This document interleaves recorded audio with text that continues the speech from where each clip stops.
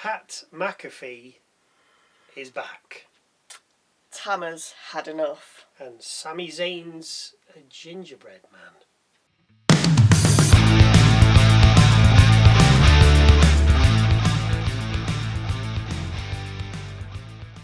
Hello, welcome to Wrestle MSX, the best wrestling channel on YouTube. I'm Michael. I'm Sally. And if I look a bit tired, it's because I am. We rerun the Cody Rhodes Stephanie McMahon segment from Raw, then open with, of course, the Viper. He tells the crowd that when he returns, he'll have the title around his waist, and that he's doing it for himself and his family. He adds that Cody is going home empty-handed at Vegas, and that he gave Randy his blessing about listening to the voices in his head. He said he saw Rhodes talking to Stephanie on Raw, and what's awoken in Orton, there's no putting back to bed. Rhodes then heads out, and after a quick stare down, enters the ring and attacks Orton. Rhodes gets the better of Orton, and is then surprised to see someone enter the ring, Pat McAfee. Pat punts Rhodes in the, well, you know where, allowing Orton and McAfee to then beat on Rhodes. Orton leaves the ring and retrieves a chair while Pat gets on the mic. Strap in, this is a long one. Pat tells the crowd that he thought the business was absolutely shit, and that Orton rang him and told him the business has gone in a direction that none of us like. "Who's us?" replied Pat, with Orton saying the forgotten WWE fan, the Attitude Era fan. Now we're talking. He can't understand that when he turns on WWE, he's watching a 45-minute Iron Man match between two 5'5" guys. I don't know what he's watching, but I haven't seen that for a long time. When you have Randy Orton here. While he's on this rant, Orton is periodically hitting Rhodes with the chair. He goes on saying WrestleMania tickets are still available, and I say probably because they're so damn expensive. Aldis and backstagers do head out, but Orton keeps them at bay. Pat eventually says he's been the one on the phone telling Orton he needs to kill everything. He adds the business Rhodes has been leading is terrible, and that Orton is going to save the flipping business. This was a long segment. It was. In fact, this was a long show. Lots and lots of talking. Oh. Back from the break, we see Orton and McAfee drive off after, as we ready for our first match of the night. Rhea Ripley versus Michin, with B-Fab alongside. Ripley dominates until Cargill heads out, distracting Rhea, which hands the advantage to Michin. This lasts for the entirety of the break, with Ripley then making a comeback. Michin kicks out of a Racer's Edge and then escapes a Riptide attempt. Eat Defeat nets Michin too, but a Prism Trap gets Rhea the win moments later. After the match, Rhea is attacked by B-Fab and Cargill, but is saved by Io Sky, who clears the new heel faction out. That is a surprise that she came out. Backstage, Matt Cardona is visited by Aleister Black and Zelina, and as usual, they speak in riddles. With Cardona telling Black that if he wants to take credit for Orton, that's fine, but he's spoken to Aldis and they've got a match later. I mean, why not? Let's just everybody wrestle. We then see Solo and the MFTs. Solo says Howdy challenged him to a fight, but he's not letting the lantern out of his sight, so he needs someone to step up and fight. Tama then asks why they're fighting for the lantern, when it's been nothing but a problem. This is true. Solo then tells Tama to go fight for the lantern. Tama agrees, but says he wants to go out alone. Solo finishes by telling him not to mess it up. And talking of messing it up, we knew Tama would be chosen because during the first match, Howdy versus Tama flashed up in the bottom corner. So we knew it was coming. We knew it was coming. He flashed up and I'm like, Howdy Tama? Oh, okay, fair enough. Yeah. Okay, whatever. And then they're talking and Solo's like, right, I need to pick someone. I need to pick someone. I'm like, you're going to pick Tama, aren't you? Kathy Kelly then asks Ripley if Io showing up was a proactive way of evening up the odds before WrestleMania. Oh, who cares? Rhea says she had a backup plan, has a friend, and will walk out of Mania as champion. Next up, Tonga versus Uncle Howdy. Pretty back and forth with Howdy then locking in the mandible claw. This is when Solo heads out, allowing Tama to turn the tables. Howdy ends up draped over the middle rope with Solo about to hit him with the lantern when the referee spots him and puts a stop to it. Oh, they actually see something. Yeah, for a change. Tama and Solo then argue with Tama saying he didn't want help, with Howdy then hitting a Sister Abigail to Tama and covering him for the win. After the match, Solo and Tama argue about the lantern, with Tama snatching it away from Solo and putting it on the mat. Howdy takes the lantern, with Tama then stopping Solo from trying to retrieve it. Backstage, Kit Wilson and The Miz happen across R-Truth. Miz wants Truth to master, inspire and zone in. He challenges, with Truth getting the wrong end of the stick and saying challenge accepted. Miz never finished what he was going to say. He then heads off to speak with Nick Aldis about a tag team title match later. R-Priest versus Miz and Kit Wilson. We have a vignette from Jacob Fatu, who clarifies what the rules are for his unsanctioned match with McIntyre at WrestleMania. There are none, because I think we discussed this the other day. Yeah. So yeah, anything goes, carnage. Fatu ends by saying, Drew's in his world. So this is just street fight. Just a straight. Get on the street of Vegas. Street fight, no DQ, all that. We then see Sami Zayn ask if he has pyro tonight before thanking Aldis and then apologising for last week. Aldis replies saying no problem and go and speak to the people. I just want to interrupt myself here, but the crowd were booing Zayn.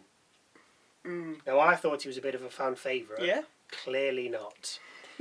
As he heads off though, Trick Williams' music hits, with us then heading ringside to see Trick with Lil Yachty walking down the rampway.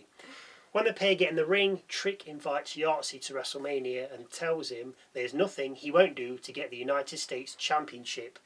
He then says he won't take no lip off no gingerbread man, ginger ale, ginger tea, ginger beer, ginger root, ginger snap, ginger. It doesn't matter. He is channeling his inner rock. Yeah, he is. Trick then says he can get real disrespectful, climbs to the middle rope and says hit Sammy's pyro because Trick Williams runs SmackDown. The pyro then goes off. This is another massive segment. Absolutely no... If they got time to kill, drop an hour. It's not hard, is it? Sammy then heads out and gets in the ring. Sammy says when you're in the ring with him, you're in with one of the best to ever do it, and that he's going to humble his ass. Trick tells Zayn that he's only the champion because of him, with Carmelo Hayes then heading out. People's champion. Hayes tells Trick he's going to get his. They have history from NXT, with Hayes then turning to Zayn and telling him he carried SmackDown and the US title on his back for months. Like I do this channel. Hayes tells Zayn to listen to the people. They want Mello, not Zayn. The crowd then do a chant for Hayes, with Hayes then demanding a rematch. I don't know what's happened to Zayn. I thought people loved him. I thought people, Zayn, in a nutshell, says no. And that they'll have to wait until after WrestleMania, with Trick coming back in and telling Zayn to give him a chance. Zayn doesn't feel good about how he got the title, but he took an opportunity. Mello then tells Sammy to do the right thing, with Sammy then relenting and giving Hayes a rematch. Trick tells Zayn he could have said that 5 minutes ago, with Zayn then sending Trick over the top rope. Backstage, Solo asks Tama why he did what he did with the lantern, with Tama then saying the lantern was tearing them apart and that they should get back to real business, taking over SmackDown and taking all the titles. I thought Trick was taking over SmackDown. Well, Solo agrees, saying they'll finish the Wyatts, then get back to business. Tama turns towards the MFTs while Solo gives him a side glance. He's not happy. Aleister Black with Zelina faces Matt Cardona next, and there's been that much talking. This video will be about 3 hours long. And nobody needs that. So to cut a long story short, video short, Black Mass gets the win for Aleister Black. Thank you for that. Backstage, Kathy Kelly asks Bayley how meaningful is this WrestleMania, as you were robbed of it last year. Losing the opportunity last year wasn't great, but she's built a career off fighting with her back to the wall. She adds that Bliss and Flair are going to get a taste of what they're going to do at WrestleMania. Valkyria then chips in and says it's about making up for what happened to Bayley last year. We then find out an amazing documentary will be airing on Peacock about the greatest wrestler of all time, Shawn Michaels. We see the Ober-Lesnar fallout from Monday before we head backstage and see Candice LeRae telling Truth he's looking at the new North American champion, with Gargano adding the best is yet to come before heading off. So he's been demoted? Seems to be, yes. Priest enters asking Truth why Wilson and Miz, with Truth saying it's easy, they got cursed by Oscar. Priest says Oscar's on Raw, with Truth saying, well, who's a little girl running around backstage with all the face paint? Priest says Danhausen, with the pair then getting ready to face Wilson and Miz later. There is a little more before they get ready, but nothing much noteworthy, really. General nothing. Yeah. Drew McIntyre fires back at Jacob with a vignette of his own, saying he's nothing more than a criminal and won't change. He then says next week he's going to show us, or the whole world rather, who Jacob Fatu is. He's probably got some dirt on him. Charlotte Flair and Alexa Bliss take on Bayley and Lyra Valkyria next. And just before the match, we're told Nikki Bella picked up a slight ankle injury last week's match and is having rehab. But she was on Raw, so she can walk down to the ring. So probably just a bit of a twist more than anything. They do show you a picture, but whether you put it in, I don't know, but you'll see. Flair takes a battering, having to kick out of 3 covers on 2. But never fear, we get twin natural selections before Bliss covers Lyra for the victory. After the match, the Irresistible Forces enter the ring and destroy everyone, of course obviously. They've got to show up, haven't they? Yeah.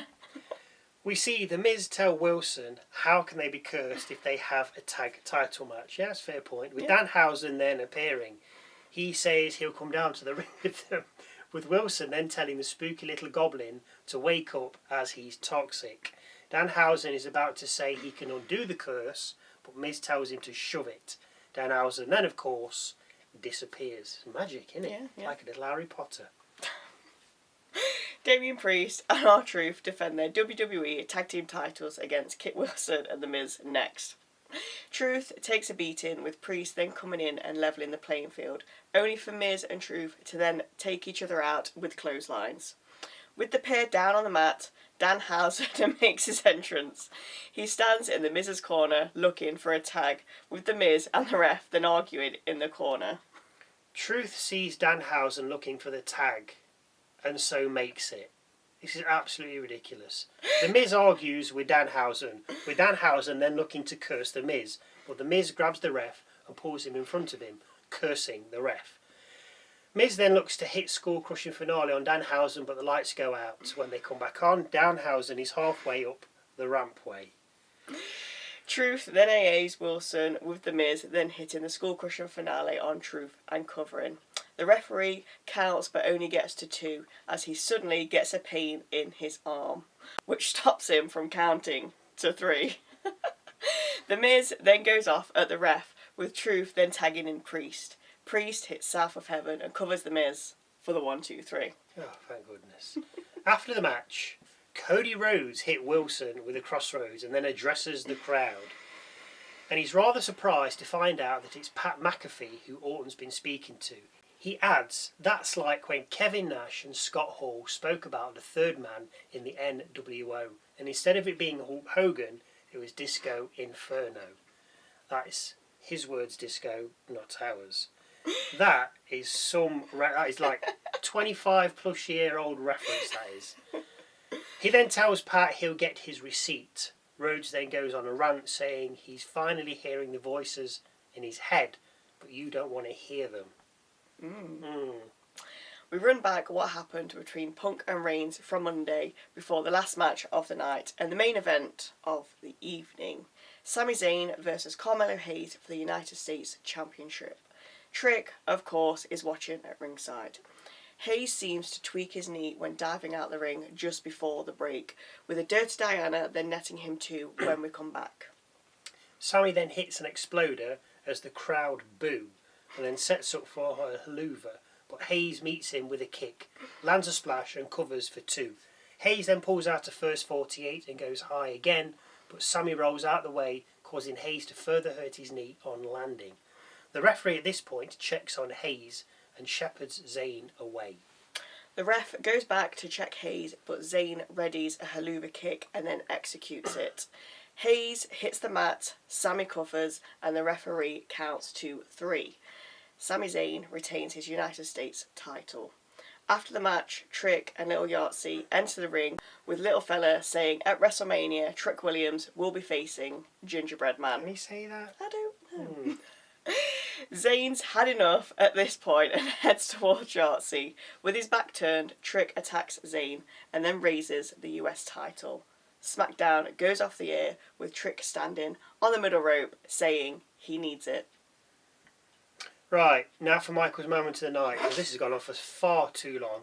You know how this goes. We match a line, look a promo, something funny, interesting, serious, quirky, and a different, blah, blah, blah. It's got to wait till the end because this has gone on too long. So, my moment of the night is, there's a couple. There is Solo giving Tama the evils when he turned away. There is Danhausen, or rather, truth thinking Danhausen is Oscar running around as a little girl running around with face paint on her, which was quite funny. And of course, the Shawn Michaels documentary. That's it. I bet you can't wait for that. Cannot wait for that. I don't know, how can we get Peacock? I have no idea. Okay. Anyway, agree or have any thoughts or views that you'd like to share with us, then please feel free to leave them in that comment section down below. Don't forget to go and check out our musings videos with our thoughts and opinions of the last week of WWE, because a new one drops.